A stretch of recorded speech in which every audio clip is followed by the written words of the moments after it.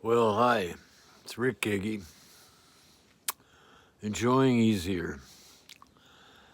And this video is about my friend Stephan Aldridge. And Stephan made my life a lot easier. Difficult, but easier. And I met Stephan at a dinner party. And it was a dinner party that was that happened every so often. And it was set up by the Sholgins family. And they had a real faith in humanity. And there was a lot of problems with drugs and people abusing drugs. And there was a lot of police mishandling of people who were using drugs. They didn't understand. They were frightened like everybody else who wasn't using drugs. And then there were a whole lot of educated people, researchers, doctors, psychiatrists who saw the value in some of these drugs, and they were legal for a long time, and then people got frightened and made them illegal. And this dinner party used to have people coming from the law enforcement industry, we'll call it, and also from the political industry and from the civil servant industry, health department officials, that kind of stuff. And also, people who liked getting high and were looking around trying to understand their consciousness. And then there were a whole bunch of university people and doctors and professors who were trying to learn about what worked and what didn't work. And the Sholgins set up this dinner party, and it was potluck, and everybody brought food and wine and had a pleasant evening. Often not talking about drugs at all, but just enjoying each other's personalities and stories, and occasionally friendships were formed. And I met Stephan there, my friend Stephan. And Stephan was a tall, very angular guy with a Vermont accent, and he was having a big argument with this guy who was a university professor about something called soma. And some writer wrote about it and used the word. And there are all kinds of theories about, was soma real? These stories about this mythological plant that when you ate it, then you had these incredible awareness experiences, not always pleasant, but very powerful. And Stephan was really having a good time arguing with this university professor. And I just listened to this and thought, God, what a neat guy. And then Stephan and I started to talk and found out that we had a lot of common interests. And then over many, many, many years, we became very good friends. And Stephan used to say that we were spiritual friends, the best kind of friends. We had each other's backs. We loved each other. It wasn't a sexual experience. And we were able to talk about our consciousness about things and spiritual experiences. And Stephan's story was that he was a very different kind of kid, born in Vermont. I don't know if he was middle class or upper class or poor. I kind of always got the feeling he might have been His childhood might have been one with some poverty in it, physical poverty. But he was so strange that didn't have many friends, and he was really smart. And sometimes kids don't like smart kids, so. But he found his way to these funny experiences. Like once he told me he found these little cedar balls in a dump or something. And he said he didn't know why, but he very carefully drilled a hole through each one of these little wooden balls.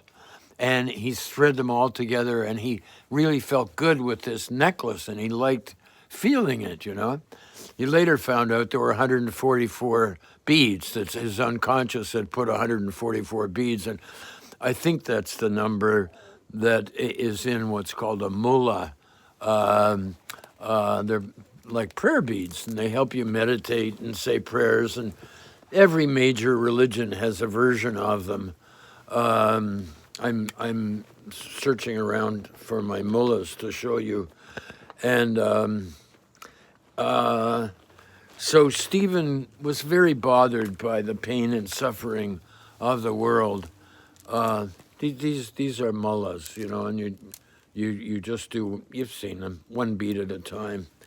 So Stephen, went to school, went to university, but found that the social sadness was so great in him, and he became very, very involved in the civil rights movement. And he was in all kinds of marches, protesting how black people were treated. And he got beaten up many, many, many times. And he was a member of different organizations. I think the Students Something for Nonviolent, Students for Democratic Nonviolent, something like that. And he was at some big march somewhere, organizing for voting, so helping people get the vote. And he was badly beaten and had concussion. And he said he doesn't remember much of that. And at one point he said he remembered waking up to the fact that he'd found his way to India, and he was working in a Chinese restaurant in some Indian city, sleeping under the sink. He had no money. And then, something happened where he found his way to Tibet. And he said the strangest things would happen, that people would walk, it was complete strange, Tibetan strangers would walk up to him and say, "Oh, good incarnation, good to see you again." And he tramped all over Tibet for years and years and years, and found his way into monasteries. Only some of the monasteries in Tibet were ruined by the revolutionaries, mainly Tibetans early on, who had been fighting with Mao Tse-tung, and they wanted to save Tibet from what they felt was a very unfair system. But anyway, Stephen started to learn that and he would seek out these ancient Tibetan scrolls. He learned how to speak Tibetan and write Tibetan and speak Chinese or Mandarin and the other language very easily.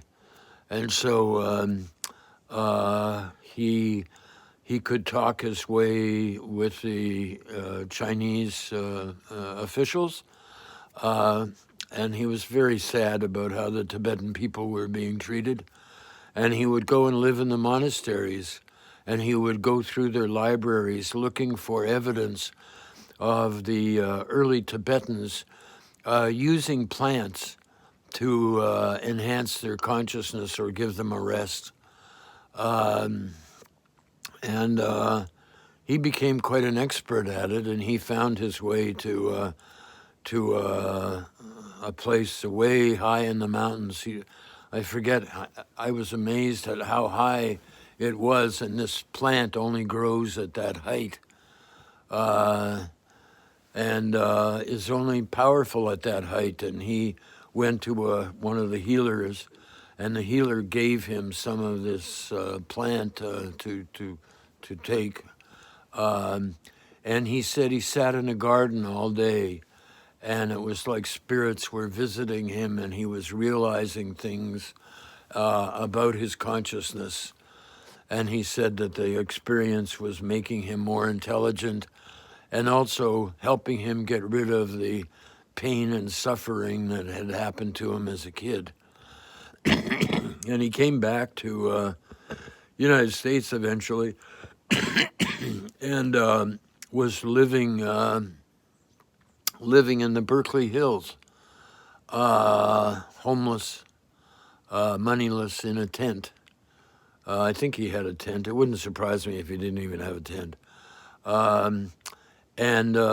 Eventually he met people and had all kinds of crazy escapades.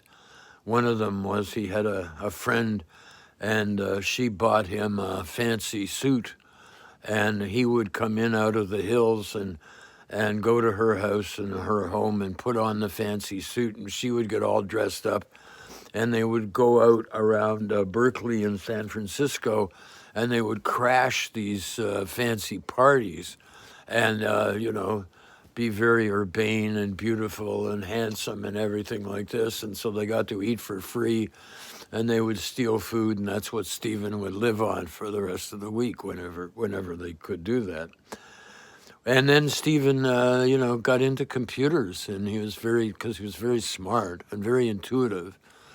And he ended up working for the Kaiser Permanente Foundation in their computer security department.